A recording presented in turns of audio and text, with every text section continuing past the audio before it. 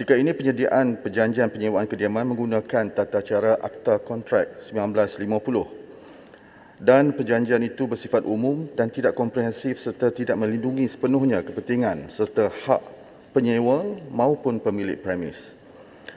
Akta baru ini digubal berdasarkan model Residential Tenancies Act 2010, New South Wales, Australia.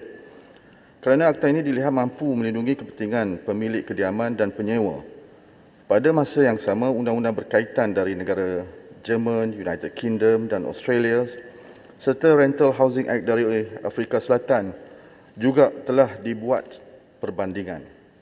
Secara sepanjang proses penggubalan Akta RTA ini, sesi pengumpulan maklumat, data dan konsultasi dengan pihak berkepentingan termasuk di peringkat kerajaan persekutuan, kerajaan negeri, badan-badan bukan kerajaan, badan-badan profesional, pihak swasta pemaju dan pihak-pihak berkepentingan diadakan dari masa ke semasa bagi tujuan kajian ke atas isu-isu gubalan Akta RTA ini. Selain daripada itu, sesi libat urus secara komprehensif dengan penglibatan pihak berkepentingan, Regulatory Impact Assessment ataupun RIA, akan dilaksanakan bersama pihak Perbadanan Produktiviti Malaysia atau Malaysia Productivity Corporation bagi mengenal pasti dan menilai kesan daripada cadangan penggubalan rang undang-undang ini. Konsultasi awam yang menggunakan portal Unified Public Consultation UPC akan dijalankan untuk mendapatkan maklum balas terhadap cadangan akta ini. Pandangan daripada semua pihak yang berkepentingan dan berkaitan akan diambil kira bagi tujuan penambahbaikan RUU RTA sebelum dibawa ke Parlimen. Cadangan penggubalan RUU RTA telah pun dibentang ke Mesyuarat Jemaah Menteri pada 23 Jun 2021 dan telah mendapat kelulusan prinsip untuk membentang di dalam sesi Parlimen.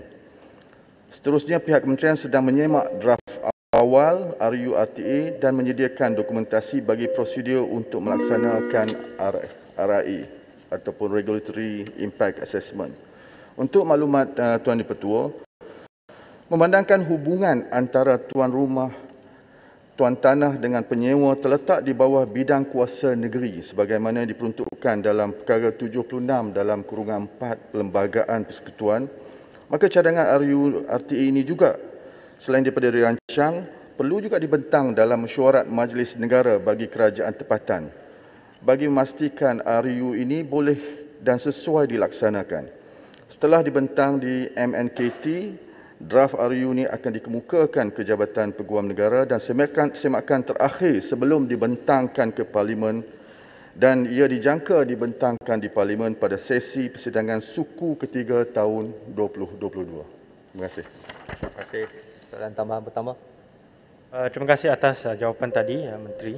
Soalan tambahan saya senang saja. Salah satu isu yang selalu dibangkitkan di media sosial ialah isu diskriminasi terhadap penyewa rumah yang dikenakan oleh pemilik kediaman. Misalnya mereka kata saya hanya suka ataupun hanya membenarkan orang dari satu suku bangsa ataupun tidak membenarkan orang bukan warga negara untuk menyewa rumah ataupun menyewa bilik.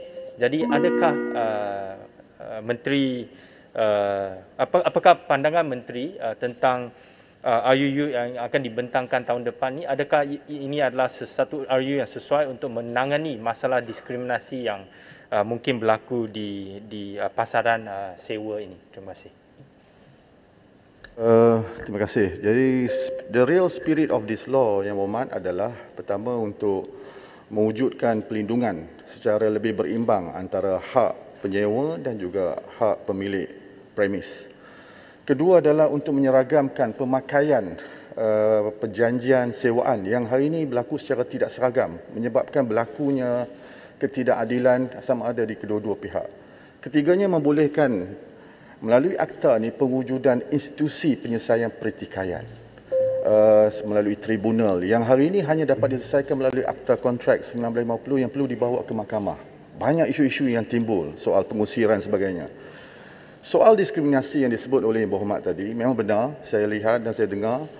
Namun pada waktu ini kita akan meneliti secara lebih detail untuk melihat the local circumstances. Akta di Australia ada, Even di US pun dia ada Fair Housing Act 1968 yang melarang sebarang bentuk advertising, penjualan dengan meletakkan preference. Tapi di Malaysia ni kalau disebut diskriminasi itu ia adalah soal preference. Agak janggal juga kalau ada akta-akta yang mengokong preference hak pemilik dan juga yang menjadi tuan punya. Namun begitu, kajian akan kita lakukan untuk meneliti sama ada kesesuaian untuk memasukkan elemen-elemen yang sebagaimana yang dibangkitkan oleh Yang Berhormat. Terima kasih.